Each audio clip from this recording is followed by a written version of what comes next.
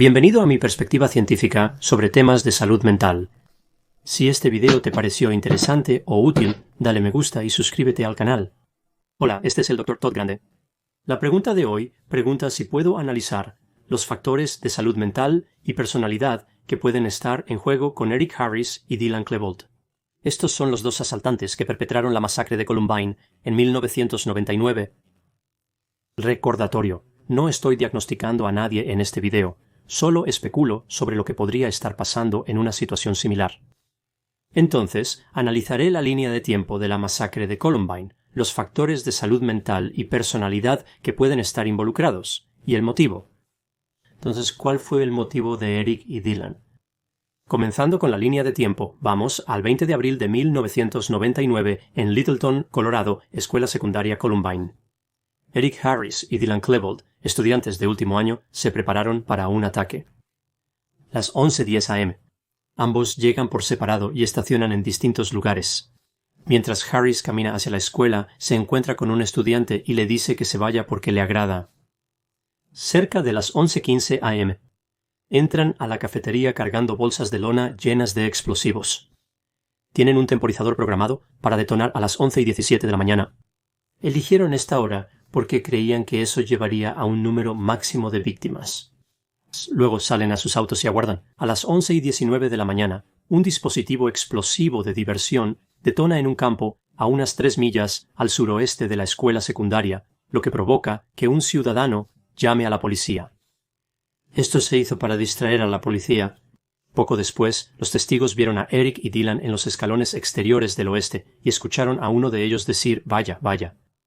Así que, evidentemente, Eric y Dylan se dieron cuenta de que los explosivos que plantaron en la cafetería no iban a detonar. Las bombas no explotaron, entonces comenzarían a disparar. Sacaron escopetas de las bolsas y en los siguientes minutos dispararon a varios estudiantes. Algunos fueron heridos y otros fueron asesinados. Durante este periodo también lanzaban artefactos explosivos. Algunos detonaron y otros no. Durante el ataque, Eric y Dylan alternaban entre armas. Eric tenía una escopeta de acción de bombeo y una carabina de 9 milímetros, por lo tanto, un arma de fuego calibrada en 9 milímetros, Luger, a veces referida como 9 milímetros Parabellum. Dylan llevaba una escopeta de doble cañón y una Tech-9, que es una pistola semiautomática también calibrada para 9 milímetros Luger. Testigos oyen a uno de la pareja expresando que esto es lo que siempre quisieron hacer y que es increíble. Así que vemos un componente sádico aquí temprano en el tiroteo. Las 11:22 am. Un conserje llama al diputado Neil Gardner. Dice que se necesita en el lote trasero. Un minuto después, se realiza una llamada al 911 y se informa de una niña herida en el estacionamiento inferior sur. El diputado Gardner escucha a otro diputado siendo asesorado en esa llamada y activa sus luces y sirena. En este punto, Eric y Dylan disparan a un profesor y a un estudiante en la entrada oeste, heridos por fragmentos de vidrio y metal. El diputado Gardner llega justo cuando el profesor y el estudiante están huyendo. Eric se enfrenta al diputado, disparándole 10 tiros antes de que su arma se atasque. Gardner dispara 4 tiros desde su Glock 21, una pistola semiautomática, calibre .45. Harris gira a su derecha, por lo que Gardner cree que le ha dado, pero luego Harris comienza a disparar de nuevo. Luego entra a la escuela por las puertas del oeste. El diputado Gardner no lo persigue. Otro diputado se le acercó cuando Eric regresaba a la escuela. Ese diputado disparó 3 rondas a Eric y falló. Ahora vemos a Eric y Dylan continuar moviéndose por la escuela y disparando a estudiantes y profesores. Según testigos, los dos reían mientras iban hacia la biblioteca. Durante aproximadamente 3 minutos se mueven, disparan al azar y lanzan bombas de tubería. No hubo agresiones físicas durante este lapso. Ahora son cerca de las 11:29 am. Eric y Dylan hieren a un estudiante y matan a otro. Luego disparan por las ventanas a la policía. La policía devuelve el fuego. En este punto, Eric y Dylan comenzaron a disparar a los estudiantes en la biblioteca. El tiroteo dura hasta las 11:36 de la mañana. Matarían a 10 estudiantes más y herirían a otros 12. Ahora vemos a Eric y Dylan comenzar a moverse por la escuela, mirando en las habitaciones, pero no parecen interesados en entrar en esas habitaciones. Lanzan más bombas de tubo. Se dirigen a la cafetería, donde Harris intenta detonar bombas de propano, disparándoles. Logran detonar parcialmente una bomba, pero la mayoría de sus explosivos no tuvieron éxito, ya que muchos no detonaron. A las 11:52 am, el equipo S12AT obtiene permiso para entrar a la escuela. Eric y Dylan abandonan la cafetería para ir a la biblioteca al mediodía. Unos minutos después, la policía dispara a las ventanas de la biblioteca para suprimir. A las 12:08 de la tarde, Eric y Dylan se suicidan. Todos los sobrevivientes fueron evacuados después de las 4 de la tarde.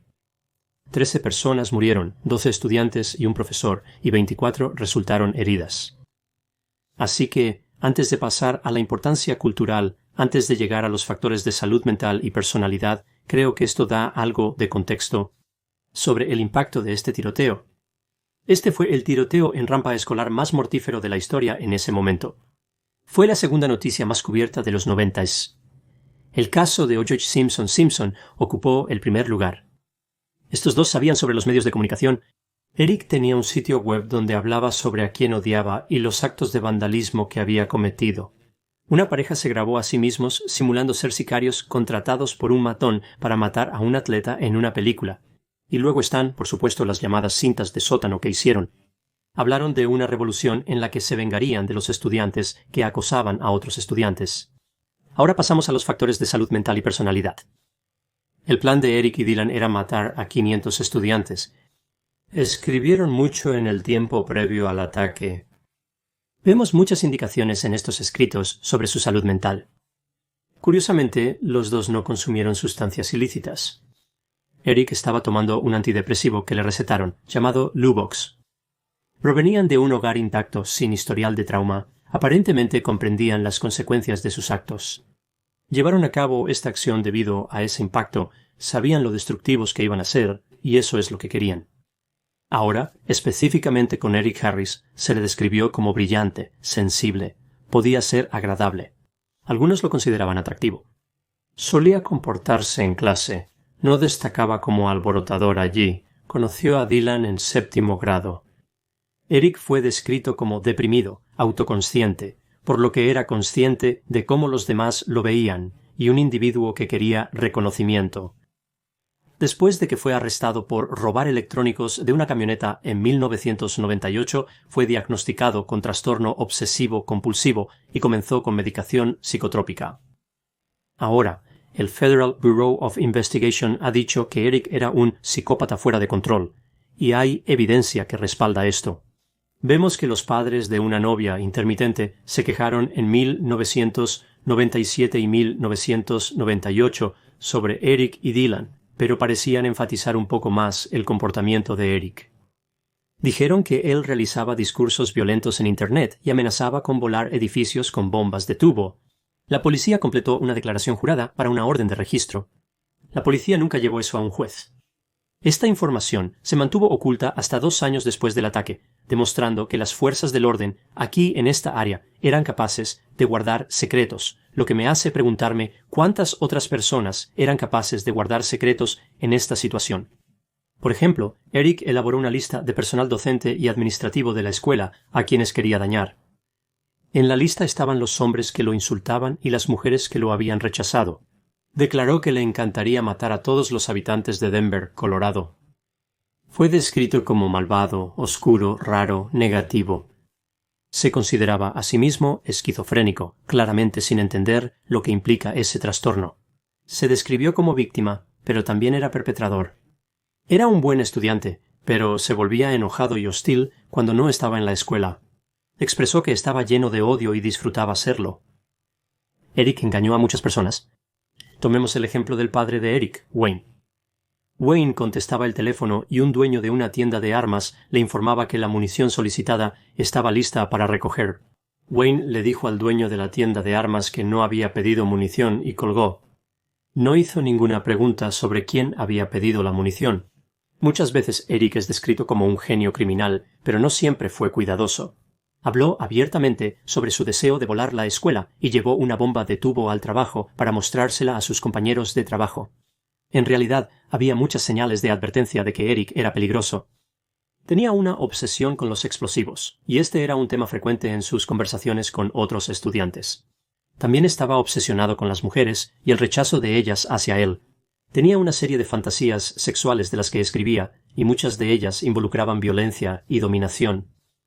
Vemos una serie de indicaciones de narcisismo. Dijo que quería dejar una impresión en el mundo. Ahora pasamos a Dylan. Dylan escribió menos que Harris. Se ha descrito a los padres de Dylan como carentes de calidez y afecto, y vemos que Dylan peleaba frecuentemente con su hermano mayor. Se le describió como deprimido. Se registraron casos de autolesiones, en particular cortes. Era inseguro, inmaduro, torpe, desaliñado y tímido. Un profesor lo describió como poco atractivo y vago, por lo que estaban siendo bastante directos allí. Dylan fue rechazado por sus compañeros. Tenía interés en Charles Manson. Dylan podría haber sido bisexual, pero no hay evidencia de ninguna actividad sexual, y tenía fantasías sobre ser dominante y vengar los agravios que le habían hecho. Vemos que más cerca del ataque estaba perdiendo interés en la escuela. Se volvió malhumorado, irritable, retraído. Expresó que no tenía pareja y se sentía no querido. Sin embargo, al mismo tiempo, parecía estar esperando con ansias el futuro. Por ejemplo, estaba solicitando ingreso a universidades. En su tercer año, vemos que Dylan hackea una computadora y es arrestado por robar de esa camioneta, el mismo incidente que Eric. Estuvo involucrado. Al ser confrontada sobre su comportamiento, reaccionó con frialdad. No hubo aceptación de responsabilidad. Pero algo claramente estaba mal, así que vemos otra señal de advertencia que se pasó por alto. Durante el ataque, un amigo le preguntó a Dylan qué estaba haciendo, y Dylan respondió: «Oh, solo matando gente». Dylan no mató a ese estudiante en particular. Si observamos a Eric y a Dylan, notamos algunas similitudes entre ellos. Ambos estaban deprimidos. Ambos eran marginados. Ambos tenían fantasías, incluyendo de naturaleza sexual. Ambos tenían habilidades sociales limitadas, y ambos eran desagradables. Creían que habían ascendido a un nivel superior de conciencia, por lo que se pusieron por encima de otras personas, casi rozando una ilusión compartida. Eric Harris parecía ser un psicópata. No tenía empatía en absoluto. Disfrutaba matando. Su propósito era matar. Pienso que estaría complacido de haber sobrevivido. Había mencionado planes de escape, pero también aceptaba acabar con su vida. Disparó más rondas que Dylan. Eric, intrépido, estaba en un tiroteo con el diputado Gardner.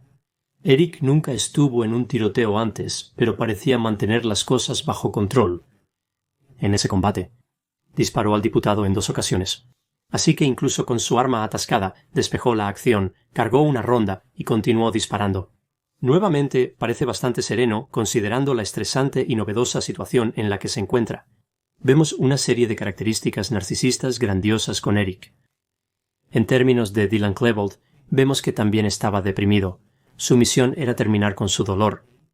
Casi no tenía empatía, pero vemos algunos signos de ella.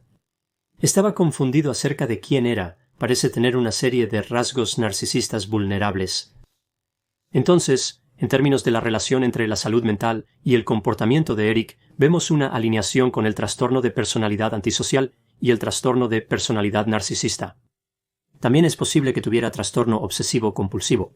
Es posible que tuviera ciertos rasgos de personalidad obsesivo-compulsiva. También podría haber tenido algo como trastorno depresivo mayor u otro trastorno que involucre depresión. Y ha habido teorías de que podría haber tenido características de personalidad paranoica. Creo que esto es posible. Parecía guardar rencor contra varias personas. Al observar a Dylan Klebold, su comportamiento también se alinea con el trastorno de personalidad antisocial. Parece tener depresión, y algunos han teorizado que tenía características de personalidad esquizotípica. Ese trastorno implica creencias extrañas, pensamiento mágico, ideas de referencia y ansiedad social excesiva. Así que eso es ciertamente una posibilidad. Así que ahora, pasando a sus perfiles de personalidad, conceptualizo la personalidad utilizando el modelo de 5 factores. Recuerdo los 5 rasgos a través del acrónimo apertura a la experiencia, responsabilidad, extroversión, amabilidad, neuroticismo, apertura a la experiencia, responsabilidad, extroversión, amabilidad y neuroticismo. Así que miraré a Eric y luego a Dylan para cada uno de los rasgos. Con la apertura a la experiencia, vemos que Eric tiene un nivel alto en este rasgo, y Dylan también, pero en menor medida que Eric. En cuanto a la responsabilidad, vemos que Eric está en un nivel medio a alto. Él era muy planificador y un buen estudiante. Con Dylan observamos baja responsabilidad. Era un mal estudiante y actuaba impulsivamente. Con la extroversión vemos una extroversión media para Eric y una baja extroversión para Dylan. Él era introvertido. Ambos tenían baja amabilidad, pero Eric aún más. Y en términos de neuroticismo, vemos que Eric tenía muy bajo neuroticismo, y Dylan era algo alto con ese rasgo. Así que ahora mirando al tetrad oscuro, esto sería psicopatía, narcisismo, maquiavelismo y sadismo. Con la psicopatía, vemos que Eric parece tener más rasgos del factor 1. Así que es insensible, inemocional, carece de empatía, no acepta responsabilidad y también es grandioso y manipulador. Dylan muestra un nivel más elevado en la psicopatía del factor 2. Es impulsivo e irresponsable. Eric es más psicopático en general al observar su comportamiento, por lo que fue el psicópata más pronunciado de este par. En cuanto al narcisismo, vemos que Eric tiene un narcisismo grandioso, como mencioné, y Dylan tiene un narcisismo vulnerable. Eric mostraba un alto nivel de maquiavelismo, siendo cínico y con grandes habilidades de planificación. Planeó este ataque durante mucho tiempo. Dylan tenía algo de eso, ayudó a planificar el ataque, pero estaba más en el rango medio con el maquiavelismo. En cuanto al sadismo, vemos que Eric era extremadamente sádico y Dylan también tenía bastante de esa característica. A veces veo esta pregunta sobre Eric y Dylan. ¿Necesitaban el uno al otro para que este ataque sucediera? Bueno, creo que la respuesta es tal vez. Eric pudo haber hecho esto solo, y quizá lo hizo, pero creo que Dylan no habría podido hacerlo solo, ¿verdad? Dylan necesitaba a Eric en cierto sentido, pero Eric no necesitaba realmente a Dylan. Entonces, ¿cuál fue el motivo de Eric para este ataque? Durante el ataque, les preguntaron a los agresores por qué lo estaban haciendo. Respondieron que siempre quisieron hacerlo. Era una venganza con la que habían soñado durante años. En sus mentes, las víctimas merecían sus acciones. Permíteme analizar algunos motivos diferentes aquí. Estos son motivos que se han discutido bastante. Vemos este motivo basado en la mafia del abrigo de trinchera. Entonces, esencialmente este era un grupo de estudiantes que usaban abrigos de trinchera. Solían ser marginados. Parece que Eric y Dylan conocían a miembros de este grupo, pero realmente no eran parte oficial de él. Así que no creo que esto fuera realmente parte del motivo. También vemos esta teoría sobre la música rock y los videojuegos violentos. Esto pudo haber sido una forma para que la pareja expresara sentimientos y pensamientos que tenían, pero dudo que estos elementos realmente los llevaran a ser criminales. También observamos este debate sobre su carencia de principios. Carecían de valores sólidos. Eso es una posibilidad, pero vemos una amplia gama de valores en diferentes personas y muy pocos llegan a ser asesinos. Ha habido mucha discusión sobre el acoso, el hostigamiento, la intimidación y la alienación. Es interesante porque creo que las personas están muy divididas en este tema. El profesorado y el personal niegan rotundamente que hubiera algún tipo de acoso o hostigamiento excesivo en la escuela. Sin embargo, vemos bastante evidencia que indica que sí lo hubo. Percibo cierta negación sobre esto. Pienso que esto formó parte de ello. No sé si fue Curibe el contribuyente mayoritario, pero creo que fue algo que influyó en su pensamiento. Realmente parecían querer vengarse. Otro posible motivo sería su odio hacia otras razas y grupos religiosos. Creo que esto también fue parte de ello. Esto nos lleva al concepto de enfermedad mental. Vemos rasgos de personalidad patológicos, pero realmente no creo que tuvieran psicosis. Lo veo más como un problema de personalidad que de otra cosa. Un trastorno real del pensamiento que afecta la prueba de realidad. Algunos de los comportamientos son extraños e inusuales, pero no creo que realmente alcancen el nivel de delirantes. Entonces nos quedamos con muchos trastornos de personalidad. Pienso que en gran medida se trató de una fantasía narcisista. Tenían todas estas fantasías en las que seguían invirtiendo y eventualmente intentaron vivir varias de estas fantasías. Así que creo que los factores de salud mental, especialmente los factores de personalidad, realmente fueron una parte significativa del motivo. Algunos otros factores interesantes en esta situación, la masacre de Columbine, vemos que un número de personas realmente no sabían que lo que estos dos estaban haciendo era un ataque, ¿verdad? Los compañeros de clase creyeron que era una broma. Algunos creyeron que portaban armas de paintball. Una profesora pensó que las armas eran juguetes y planeaba acercarse a ellos para pedirles que las dejaran. Entonces vemos solo un alto nivel de incredulidad, ¿verdad? Nadie realmente esperaba que estos dos hicieran algo así, a pesar de que había claras señales de advertencia para algunas personas. Mencioné antes el tiroteo entre Eric y el diputado Garner. Muchas personas han criticado al diputado por no disparar a Eric Harris. Vemos en un punto más adelante que Eric disparó una escopeta con una mano y el retroceso llevó la escopeta hasta su nariz, rompiéndola. Así que esto realmente no indica que tuviera mucha experiencia con armas de fuego. Era valiente, pero es realmente improbable que hubiera sido un combatiente efectivo contra un oficial de la ley armado. El problema aquí, creo, fue realmente que este oficial no estaba preparado para la situación y la distancia a la que ocurrió el enfrentamiento. El diputado Garner llevaba una Glock 21. Esta está recamarada para un calibre de .45 Automatic Colt Pistol, pistola automática de frío. Lleva 13 rondas en el cargador y una en la recámara.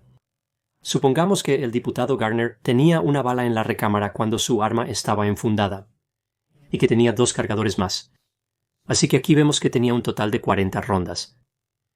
Así que tenía que pensar en administrar su munición, así como en acertar al objetivo. Ahora estaba a 180 pies de distancia de Eric cuando disparó esos 4 tiros. La caída de la bala a esa distancia era de aproximadamente 3 a 4 pulgadas. Con entrenamiento, se podría haber golpeado a Eric a esa distancia. El entrenamiento suele implicar siluetas y, por supuesto, Eric también disparaba, algo importante a considerar. Las siluetas típicamente no disparan de vuelta. Si lo hacen, quizás es momento de ir a otro campo de tiro. Ahora dudo que el diputado Garner haya tenido mucho entrenamiento más allá de 50 pies con esa arma. La mayoría de los tiroteos entre oficiales ocurren a 21 pies o menos, así que probablemente no estaba preparado para ese combate en particular. Ahora, el otro factor, por supuesto, es ¿por qué no siguió a Eric de vuelta al edificio? Creo que eso fue un error clave, y simplemente estaba siguiendo el procedimiento que vimos en ese momento. Si hubiera ido al edificio, habría equilibrado la situación. Eric llevaba una carabina de 9 milímetros, más precisa que una Glock 21 por su cañón más largo, pero si el diputado Gardner hubiera entrado al edificio, podría haber equilibrado un poco la situación. Habría acortado la distancia. Y a una distancia más cercana, la Glock 21 es en realidad un arma bastante buena, ¿verdad? Esa es una buena arma para esas circunstancias. En retrospectiva, es fácil decir que debería haber entrado y los procedimientos han cambiado. Pero esa fue realmente una de las razones por las que Eric y Dylan pudieron escapar. Ninguno de esos oficiales entró al edificio y los confrontó directamente. Hicieron lo que quisieron hasta que terminaron con sus propias vidas. Por lo tanto, la respuesta de las fuerzas del orden fue desastrosa, y Eric y Dylan expusieron graves fallas en las tácticas de esa época. Esto no fue una situación de rehenes donde los asaltantes querían un rescate y un avión, algún tipo de plan de escape. Su plan era morir. Desde su perspectiva, no tenían nada que perder. La respuesta de las fuerzas del orden debe ser adecuadamente agresiva en esas situaciones. Esas son mis reflexiones sobre Eric Harris, Dylan Klebold y la masacre de Columbine. Y en decirte que gustó este contenido, suscríbete a mi canal y apóyame en Patreon. Dejaré el enlace a Patreon en la descripción del video. Espero que mi análisis del tema te haya parecido interesante. Gracias por ver.